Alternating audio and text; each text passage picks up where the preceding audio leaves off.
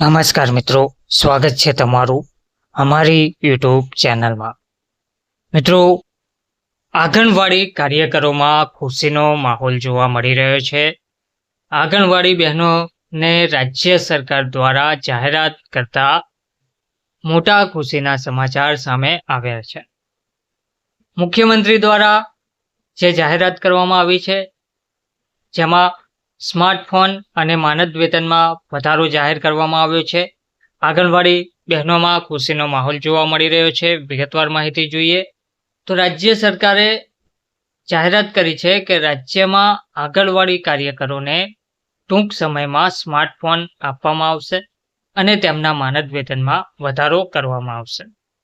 પ્રધાનમંત્રી નરેન્દ્ર મોદીએ video conferencing દ્વારા સ્વચ્છ મહિલા સશક્ત પરિવાર અભિયાન શરૂ કર્યા બાદ મુખ્યમંત્રીએ આંગણવાડી કાર્યકરો અંગે આ માહિતી શેર કરી છે। તો KGMW ખાતે આયોજિત આ કાર્યક્રમમાં સીએમ દ્વારા એમ જણાવવામાં આવ્યું હતું કે રાજ્યના 75 જિલ્લાઓમાં આરોગ્ય શિબિરોનું આયોજન કરવામાં આવી રહ્યું છે, જેમાં ખાસ કરીને મહિલાઓ અને બાળકોના સ્વાસ્થ્ય પર ધ્યાન કેન્દ્રિત કરવામાં આવી રહ્યું છે। હકીકતમાં વિડીયો કોન્ફરન્સિંગ દ્વારા પીએમ મોદીએ મધ્યપ્રદેશથી સ્વચ્છ મહિલા સશક્ત પરિવાર અભિયાન શરૂ કર્યું હતું। આ કાર્યક્રમ 17 સપ્ટેમ્બરથી 2 ઓક્ટોબર 2025 સુધી ચાલશે તેવું પણ તેમણે જણાવ્યું હતું। આ ઉપરાંત પીએમએ 8મો રાષ્ટ્રીય પોષણ મહિનો પણ શરૂ કર્યો, જે 17 સપ્ટેમ્બરથી 16 ઓક્ટોબર 2025 સુધી ચલાવવામાં આવશે।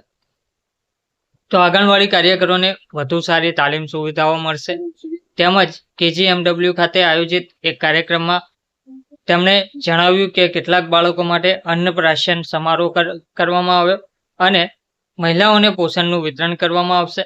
તેમણે આંગણવાડી કાર્યકરોના માનદ વેતનમાં વધારો કરવાની પણ જાહેરાત કરી દીધી છે।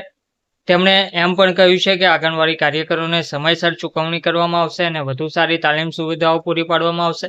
તેમણે આ પ્રસંગે આંગણવાડી કાર્યકરોને સ્માર્ટફોન આપવા અંગે પણ ચર્ચા કરી દીધી છે।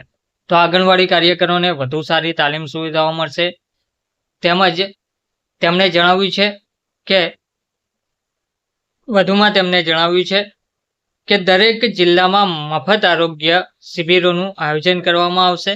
આ પ્રસંગે મુખ્યમંત્રીએ એવી પણ જાહેરાત કરી છે કે 20,324 જેટલા આરોગ્ય શિબિરોનું આયોજન કરવામાં આવી રહ્યું છે, જ્યાં મૌખિક અને સર્વાઇકલ કેન્સર અને ક્ષય રોગ જેવા ગંભીર રોગો માટે મફત તપાસ કરવામાં આવશે।